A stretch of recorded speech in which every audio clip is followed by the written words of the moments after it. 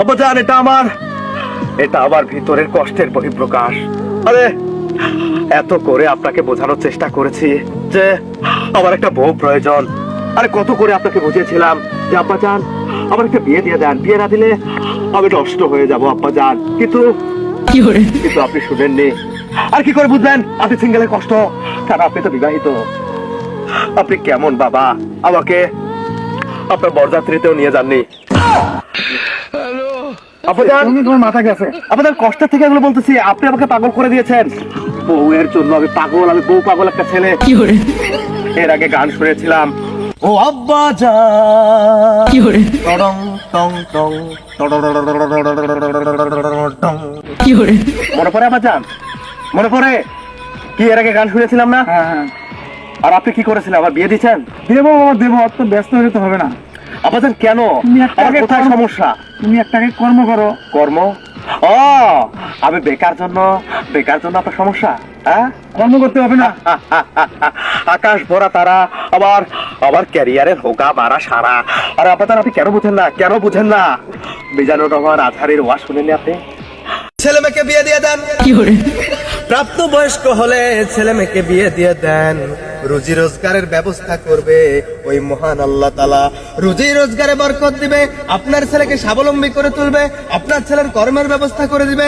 আপনি শুধুমাত্র বিয়ে দেওয়ারটা দিয়ে দেন, বাবা হিসেবে দায়িত্ব পালন করেন, বাকিটা আল্লাহর ইচ্ছা। এগুলো আপনারা বুঝবেন না। আব্বাজান আমি রাত জেগে কি করি জানেন? কি করো? অন্য মানুষ রাত জেগে বউ নিয়ে ঘুমায়, বউকে জড়িয়ে আদর করে, আলিঙ্গন করে, আর আমি রাত জেগে মিজানুর রহমান আজহারীর ওয়াজ শুনি। সিঙ্গেলদেরকে নিয়ে তিনি যে কথাগুলো বলে সেগুলো মুখস্থ করি, আর সেই ওয়াজ মুখস্থ করে আজকে আমি আপনার সামনে এসে ওয়াজ প্রেজেন্টেশন করলাম। তারপরেও আপনার এই হৃদয় গলে না। মাফ করবেন, আপনি আমার কর্ম নিয়ে কথা বলেছিলেন না? আমি এখন স্বাবলম্বী আব্বাজান। আপনি আস্তে আস্তে করে হেঁটে আসেন, এক পা দুপো করে আব্বাজান। এই দেখেন আব্বাজান, এই রিক্সা এখন আমার। আপনি বলেছিলেন আমার সমস্যা, আমি কি করে খাবো, বউকে কি খাওয়াবো? এই যে এখন রিক্সা চালিয়ে খাওয়াবো। আব্বাজান আপনি রিক্সা উঠেন। আব্বাজান আপনি রিক্সা উঠেন। তার আগে আপনাকে একটা সালাম করে আপনি উঠেন। আপনাকে আমি TNT মোড়ে নিয়ে যাই, ছাপে মোড়ে আমি আপনাকে নিয়ে যাবো। ওখানে ওখানে ফালাই দেবো। আব্বাজান আমি অ্যাক্সিডেন্ট করবো আব্বাজান, কারণ আমাকে যতদিন না বিয়ে দেবেন আমি বেপরোয়া ড্রাইভিং করে আমি দেশের মধ্যে হট্টগোল শুরু করে দেবো।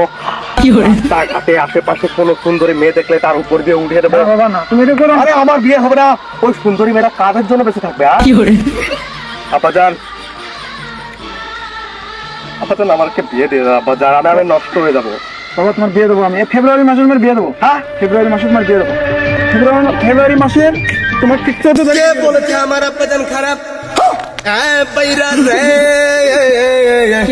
ও আমার বন্ধুগণ, ও দেশবাসী, আমার বাবার মতো আরেকটা বাবা পাওয়ার টাপ আছে, দুষ্কর আছে। আমার বাবা এমন ভালো মানুষ।